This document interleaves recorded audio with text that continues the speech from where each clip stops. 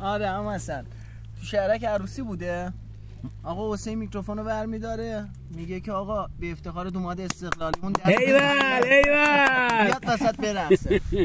خب آقا تاج پرچمش بالاست. لای عروس از اونور میان و یکشون برمیگرده میگه که آقا اسم پرسپولیس هم بگو. میگه آقا این میکروفون پرسپولیس نمیگه، فقط استقلال.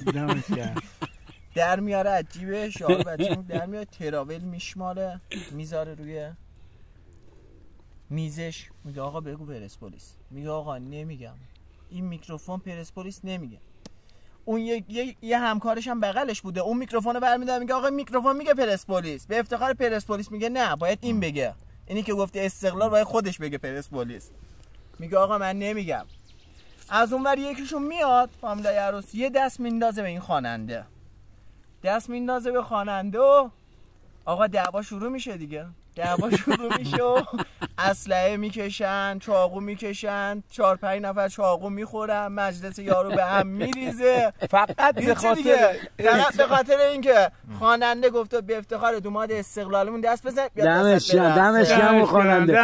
حالا این پرسپولیسی رو ببین، این پرسپولیسی آقا دم همگی گرم. اما اصلا دمت گرم. آره بابا میگه فامیلای عروس کرد بودن اصلا. اینم خودم دست کرد دادم به اسلحه تیره‌بایی.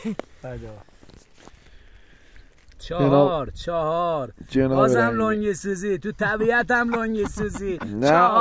چهار حالا میخواد من یه چیزی بگم به اسرائیلیا. ولی خب اینجا خمه بکشون نسله. ولی خب بازم اما اصلا میگفتش که